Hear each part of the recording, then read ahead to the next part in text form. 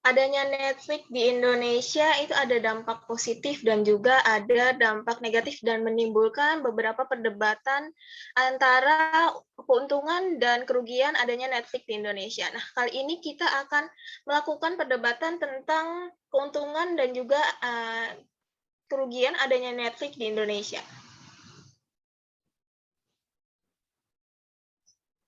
Baik, dari kami, dari pihak Telkom memblokir Netflix karena dengan alasan Netflix tidak memiliki izin dan juga banyak memuat konten pornografi atau konten yang tidak sesuai dengan norma kesusilaan, serta konten yang kurang pantas dilihat masyarakat Indonesia. Karena kami Badan Usaha Milik Negara harus menjadi contoh dan menjunjung tinggi negara kedaulatan Republik Indonesia dalam berbisnis. Begitu.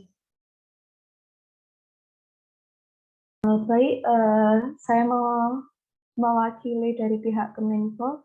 Saya tidak setuju dengan statement ini karena kita tahu bahwa dari pihak Kemenko sendiri memiliki skema dan batasan-batasan dan memiliki wewenang untuk memblokir situs-situs atau website ataupun aplikasi yang melanggar baik itu mengandung konten pornografi ataupun konten yang tidak sesuai dengan culture atau budaya bangsa Indonesia. Karena kita tahu sendiri Netflix merupakan bisnis penyelenggaraan sistem elektronik atau PSE asing yang membuka layanan di Indonesia. Maka Netflix harus mematuhi peraturan dan kebijakan yang ada di Indonesia. Dan selama Netflix melakukan hal itu atau mematuhi peraturan-peraturan yang ada di Indonesia, menurut saya sah-sah saja bila Netflix tetap beroperasi di Indonesia.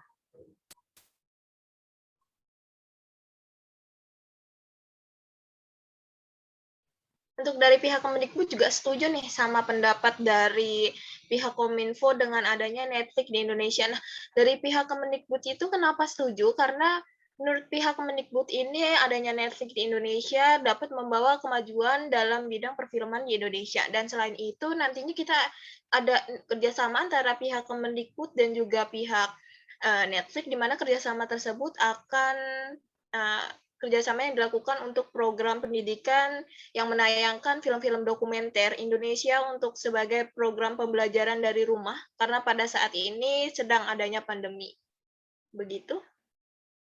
Baik, saya selaku dari pihak konsumen tidak setuju dengan diblokirnya Netflix karena Netflix sangat berdampak positif bagi pengguna Netflix sendiri untuk menghibur penonton yang belum bisa menikmati bioskop di masa pandemi ini, dan juga pengguna Netflix yang sudah berlangganan bisa berpengaruh bagi negara untuk menambah pendapatan negara. Baiklah, saya Muhammad Farid dari perwakilan Kemenku ingin membantah dari pihak konsumen yang mengatakan bahwa Netflix itu membantu pendapatan negara Indonesia. Nah, dari Netflix tersebut itu malah tidak memberikan sedikit pendapatan kepada Indonesia. Itu karena dari pihak Netflix sendiri itu tidak membayar pajak, sehingga mereka hanya mendapatkan konsumen yang besar dari Indonesia, seperti itu.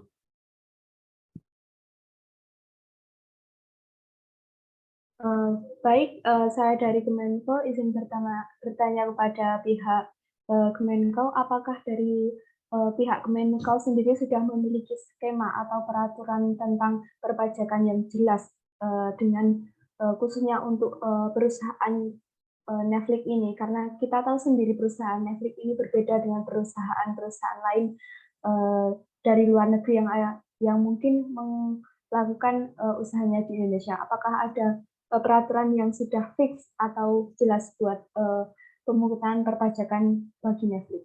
Terima kasih. Baiklah, terima kasih. Saya akan menjawab pertanyaan dari pihak Kominfo.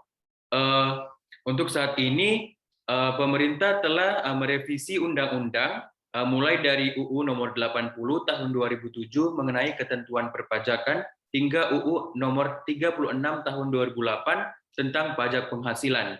Tentunya rancangan revisi ini akan memaksa perusahaan besar atau perusahaan asing seperti Netflix atau perusahaan digital yang mencari keuntungan di Indonesia untuk membayar pajak. Nah, pemerintah saat ini tengah menyusun aturan perundang-undangan mengenai perpajakan yang salah satu isinya adalah mengenai skema pengenaan pajak bagi perusahaan digital. Seperti itu.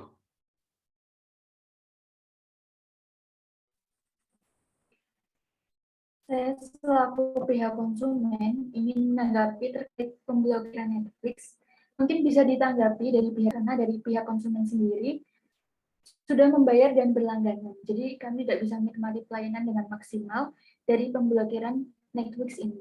Mungkin dari pihak Telkom dan Netflix, apakah udah ada pembicaraan lebih lanjut mengenai kerjasama dan semacamnya yang jadi pertimbangan di mana bisa memberikan win-win solution agar konsumen bisa memakai Netflix lagi?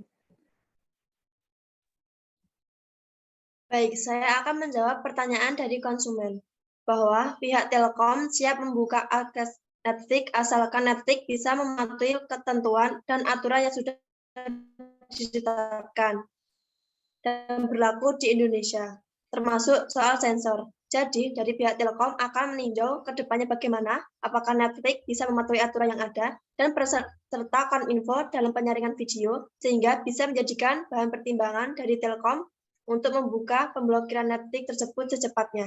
Begitu.